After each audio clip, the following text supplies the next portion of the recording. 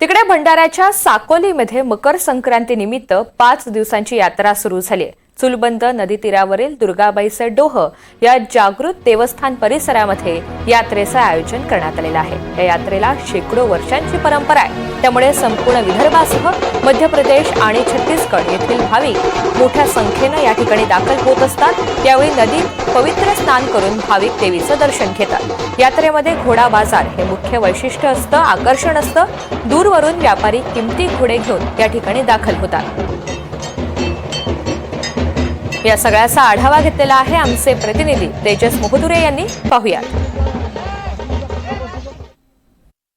भंडारा जिल्ह्यातील प्रसिद्ध यात्रा म्हणून दुर्गाबाईची डोह हे प्रसिद्ध यात्रा असते। साकोली तालुक्यातील हा गाव आहे। या ठिकाणी मोठ्या प्रमाणात मकर संक्रांतीपासून यात्रेला प्रारंभ होतो आणि 5 ते 6 दिवस ही यात्रा असते। मागील अनेक वर्षापासून मोठ्या प्रमाणात भाविक भक्त येत असतात। आपण जर बघितलं असेल तर सकाळपासून इथे भाविक भक्तांची रेलचेल पाहायला मिळते। त्यासोबतच मोठ्या प्रमाणात गर्दीसुद्धा पाहायला मिळते। पण जिल्ह्यातील त्यासोबतच विदर्भातील मोठ्या संख्येने भाविक भक्त या ठिकाणी येत आपले मनोकामना मागत असतात। दुर्गादेवीचे मंदिर आहे, ही यात्रेची एक वेगळी आख्याता सुद्धा आहे आणि या सगळ्या संपूर्ण संदर्भासोबत आपल्यासोबत एक भाविक आहेत जे आपल्यासोबत बोलतील। काय सांगाल, कशा प्रकारची यात्रा आहे, काय हा यात्रेचं वैशिष्ट्य आहे? याची 300 वर्षाच्या पूर्वीपासून या ठिकाणी यात्रा प्रारंभ आहे।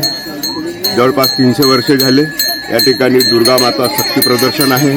त्यामुळे याच्यापूर्वी बऱ्याच गावचे विदर्भातले हिला काशी म्हणून ओळखतात, पूर्व विदर्भातले हिला काशी म्हणून ओळखतात आणि 14 जानेवारीपासून तर 22 जानेवारीपर्यंत या ठिकाणी मोठ्या उत्सवानं भाविक येतात आणि खूप तिला मान सन्मान भेटते।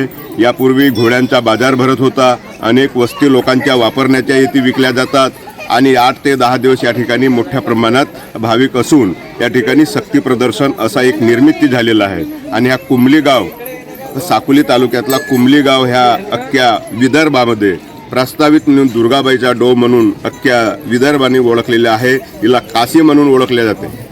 आपण बघू शकतात की विदर्भाची काशी म्हणून या देवीकडे बघितले जाते ना। आपण जर बघितलं असेल तर अनेक आख्यायिका या देवीच्या आहेत, त्यामुळे विदर्भातील कानाकोपऱ्यातील मोठ्या प्रमाणात खऱ्या अर्थानं भाविक भक्त या ठिकाणी येऊन दर्शन घेत असतात। तेजस मोहदुरे, NDTV मराठी, भंडारा।